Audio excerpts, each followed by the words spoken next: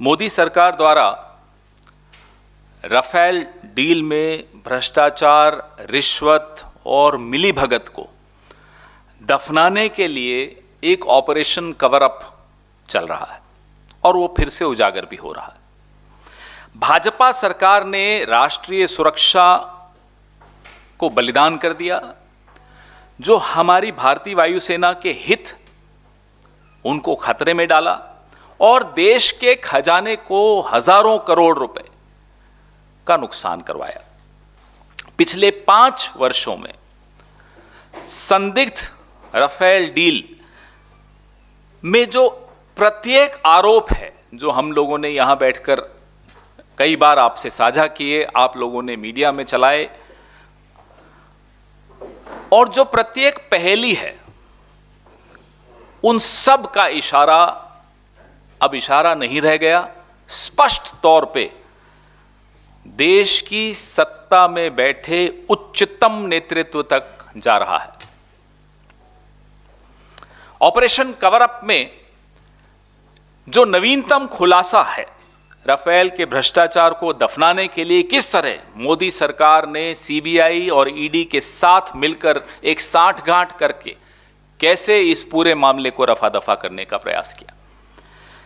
4 अक्टूबर 2018 को, महत्वपूर्ण दिनांक, 4 अक्टूबर 2018 को भारतीय जनता पार्टी के 2 पूर्व मंत्री यशवंत सिन्हा, अरुण शौरी जी और एक वरिष्ठ वकील ने राफेल सौदे में बड़े पैमाने पर भ्रष्टाचार का हवाला देते हुए उस वक्त के सीबीआई के निदेशक को अपना पूरा हलफनामा, शिकायत का पुलिंदा एक फाइल सौंपी। यह हुआ 4 अक्टूबर 2018 को। दूसरा महत्वपूर्ण दिनांक 11 अक्टूबर 2018, यह खुलासा अभी कल ही हुआ है। 11 अक्टूबर 2018 को मॉरिशस सरकार के अटॉर्नी जनरल ने राफेल से जुड़े कमीशन के कथित भुगतान के संबंध में सीबीआई को दस्तावेज दिए। 11 अक्टूबर 2018 को अटॉर्नी जनरल मॉरिशस के सीबीआई को पूरा एक फाइल सौंपते हैं और 23 अक्टूबर 2018 को प्रधानमंत्री की अगुवाई वाली एक समिति सीबीआई के निदेशक आलोक वर्मा को मध्य रात्रि में तख्ता पलट करके हटा देती। देखिए कितना रोचक ये संयोग है, प्रयोग है, जो भी है आपके सामने है। 4 अक्टूबर को शिकायत होती है राफेल पे। 11 अक्टूबर को मॉरिशस के अटॉर्नी जनरल एक और फाइल देते हैं राफेल से के जो मिडिलमैन है उसके ऊपर। लेकिन 23 अक्टूबर तक कोई इंक्वायरी नहीं ऑर्डर होती। बजाय इंक्वायरी ऑर्डर होने के तख्ता पलट हो जाता है सीबीआई में। सीबीआई में आधी रात को रेड होती है, सरकार खुद रेड कर रही सीबीआई में। आलोक वर्मा को हटाया जाता है और अपने चहेते नागेश्वर राव को सीबीआई का निदेशक बना दिया जाता है। यह प्रधानमंत्री की अगुवाई वाली समिति करती है, कोई और नहीं करता। प्रधानमंत्री स्वयं यह काम कर रहे हैं। मोदी सरकार और सीबीआई ने पिछले 36 महीने में, यह तो हुआ जी 2018 तक की बात, 2018 से शुरू करिए और आज नवंबर की 9 तारीख 2021 में हम बैठे हैं, तो 36 महीने में कमीशन और भ्रष्टाचार के सबूतों पर कोई कार्रवाई क्यों नहीं की? इस मामले को क्यों दफनाया गया? मोदी सरकार ने मध्य रात्रि जो तख्ता पलट सीबीआई में करके प्रमुख को हटाया था, वो क्यों हटाया? उस निर्णय के राफेल से क्या संबंध है?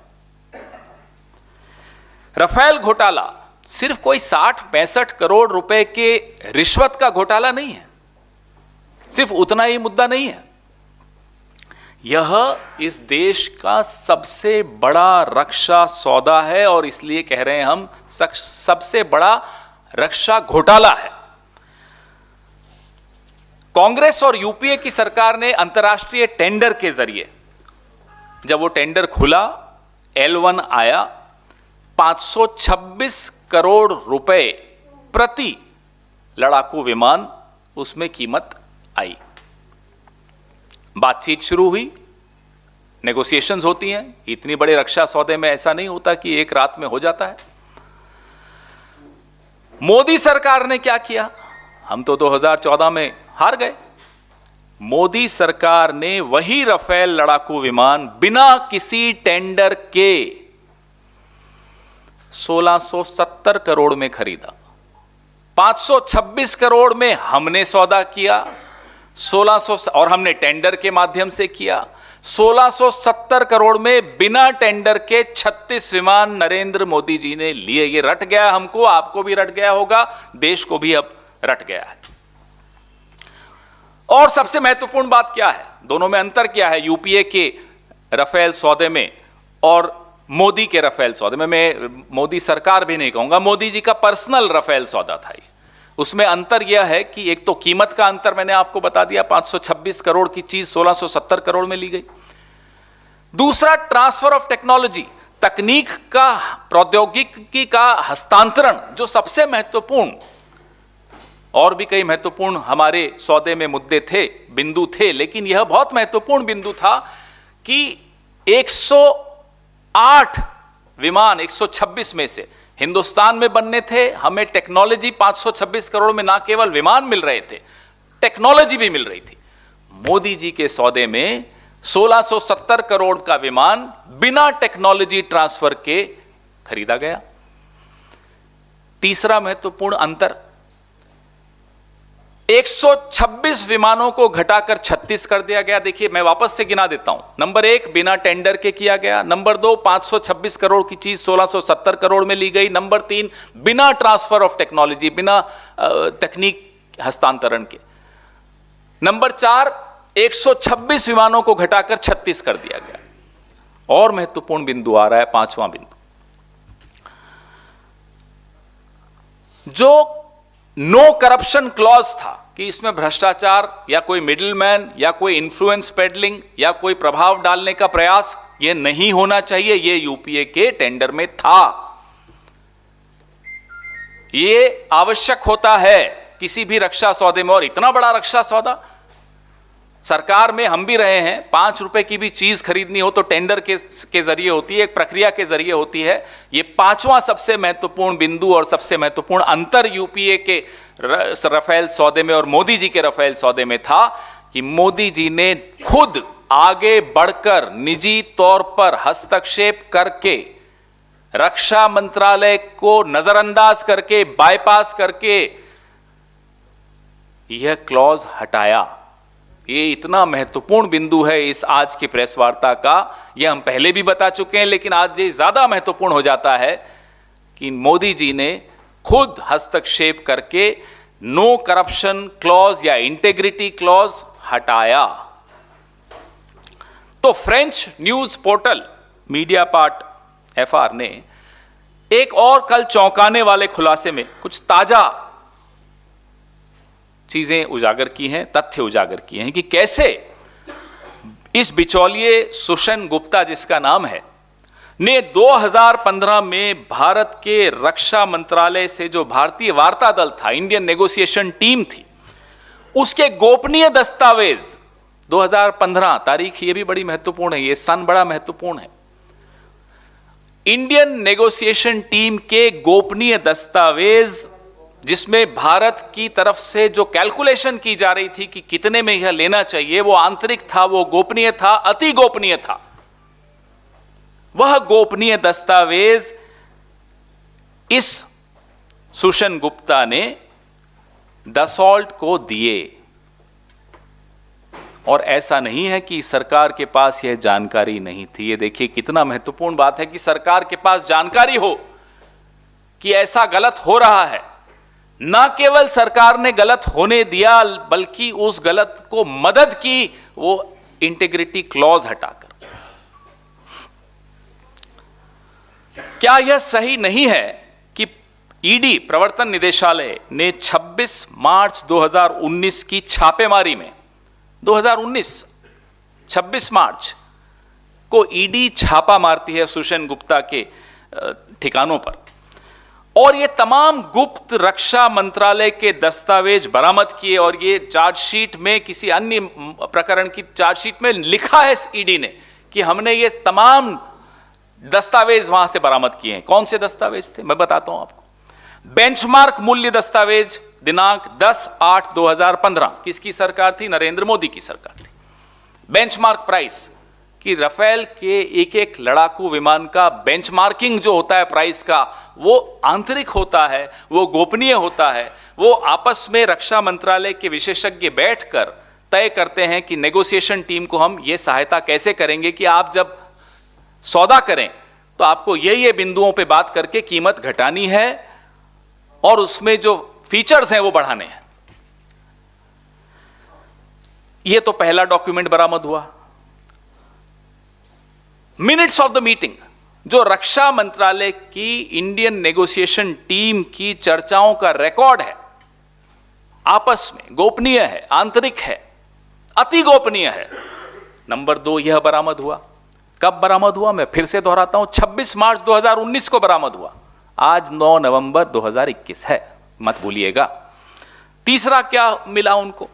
तीसरा जो कागज मिला, रक्षा मंत्रालय भारत सरकार द्वारा की गई गणना, कैलकुलेशंस की एक्सेल शीट एक बिचौलिए के पास 2019 में बरामद हो रहा है। मोदी जी की ईडी कर रही है 2019 और आज 2021। यूरोफाइटर जो कि दसॉल्ट का राइवल है, ने एक पत्र उस वक्त स्वर्गीय अरुण जेटली जी को लिखा था कि हम 20% डिस्काउंट देंगे बिड ऑफर पर, ओरिजिनल बिड प्राइस पर। वो कागज भी इसी रेड में, 2019 की रेड में, ईडी को सुषेण गुप्ता के यहां बरामद हुआ। आज 2021 में बैठे हैं हम। जो सबसे महत्वपूर्ण 5वां कागज बरामद हुआ, बड़ा गौर से सुनिएगा। 24 जून 2014 की तारीख थी उस नोट पर।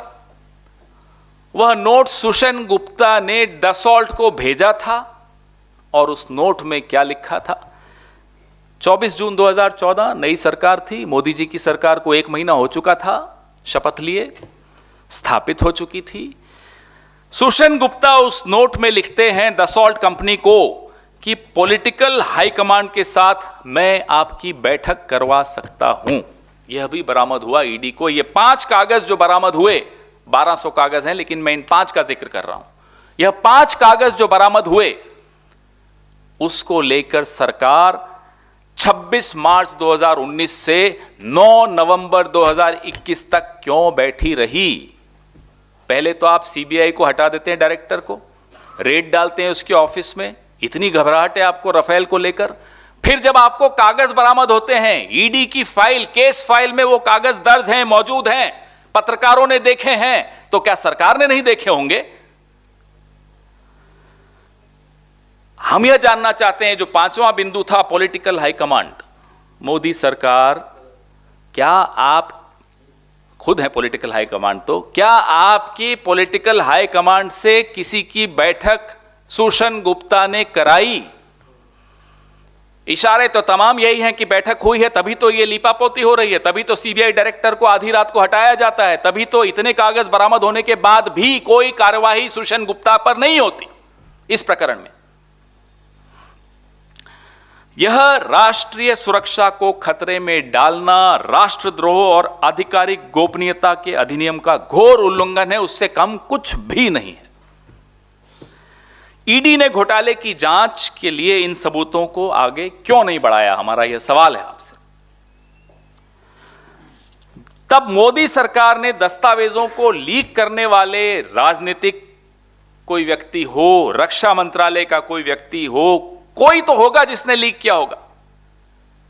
मिनट्स ऑफ द मीटिंग है, नेगोशिएशन टीम की आंतरिक कागज हैं, जो पत्र यूरोफाइटर ने अरुण जेटली जी को लिखा था, अति गोपनीय पत्र है। वो तमाम चीजें एक दलाल के पास आपको मिलती हैं, और आप कोई एफआईआर नहीं करते, कोई एक्शन नहीं लेते। आप हमें बताइए, आपने क्या एक्शन लिया इन सब के खिलाफ? किसने ये गोपनीय कागज लीक किए?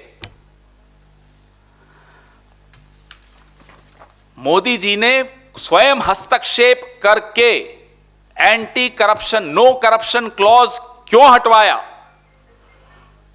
यह किसी भी रक्षा सौदे में भ्रष्टाचार विरोधी खंड जो होता है, नो करप्शन क्लॉज जो होता है, जो हमारा डिफेंस प्रोक्योरमेंट प्रोसीजर है, उसका ये एक स्तंभ है, बड़ा महत्वपूर्ण स्तंभ है, और वो आपने खुद हस्तक्षेप करके हटवाया। आपको देश के हितों से क्या दुश्मनी है, हम यह जानना चाहते हैं। जुलाई 2015 में इंटर गवर्नमेंटल एग्रीमेंट, अंतर सरकारी समझौते में रक्षा मंत्रालय के जोर देने के बावजूद सितंबर 2016 में प्रधानमंत्री नरेंद्र मोदी द्वारा यह खंड हटाने की मंजूरी दी गई। यह सब आधिकारिक रिकॉर्ड का मामला है, सब कुछ सबके सामने है, कोई चीज ऐसी नहीं है जो बिना कागजों के हम बोल रहे हैं। नरेंद्र मोदी जी ने रक्षा मंत्रालय की अनुशंसा के बावजूद ये इंटीग्रिटी क्लॉज खुद हस्तक्षेप करके हटाया। क्या यही कारण है कि सीबीआई और ईडी ने 11 अक्टूबर 2018 से आज तक राफेल सौदे में भ्रष्टाचार की जांच से कन्नी काटी, आज तक इनकार करते रहे? आज जो स्थिति है देश की, हमारी सीमाएं असुरक्षित हैं, पाकिस्तान और चीन की एक धुरी बन रही है जो हमारी राष्ट्रीय सुरक्षा के लिए बहुत बड़ा खतरा है। एलएसी के पार बुनियादी ढांचे का निर्माण, नई हवाई पट्टियों का निर्माण, मिसाइल आदि जो चीन कर रहा है, वो एक गंभीर चिंता का विषय है। इस संदर्भ में हम प्रधानमंत्री जी से यह भी जानना चाहते हैं कि उन्होंने भारतीय वायुसेना से परामर्श किए बिना लड़ाकू विमानों की संख्या 126 से घटाकर 36 कैसे व क्यों की? भारत के हितों से, भारत की सुरक्षा के साथ जानबूझकर खिलवाड़ करने का आरोप हम नरेंद्र मोदी पर लगाते हैं। उन्होंने भारत में प्रौद्योगिकी हस्तांतरण, ट्रांसफर ऑफ टेक्नोलॉजी, जो एचएएल द्वारा राफेल का निर्माण होना था, उससे इनकार क्यों किया? क्यों भारत के हितों से खिलवाड़ किया? भारत के बेरोजगार नौजवानों के हितों से खिलवाड़ किया। भ्रष्टाचार विरोधी खंड को नरेंद्र मोदी ने स्वयं हस्तक्षेप करके क्यों निरस्त किया, जो कि रक्षा खरीद प्रक्रिया के अनुसार किसी भी निविदा के लिए बहुत ज्यादा आवश्यक है। राफेल घोटाले में अपनी स्वयं की भूमिका की जांच के आदेश न देकर उन्होंने सुषेण गुप्ता की पूरी सहायता की, यह हमारा तथ्यों के साथ आरोप है। पिया तो रखे सा अभिमान, पिया तो बीती यादों से नाता सहेजना सीखा, हाथ थाम कर जिनके चलना सीखा, गिरने लगती जब तो उनसे संभलना सीखा। पिया तो रखे सा अभिमान, उनकी डांट से खुद को तराशना सीखा। पिया तो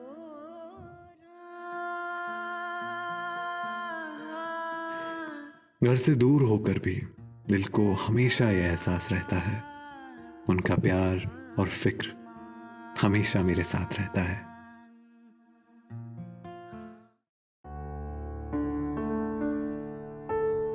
भूषण ज्वेलर्स, अनमोल रिश्तों के लिए।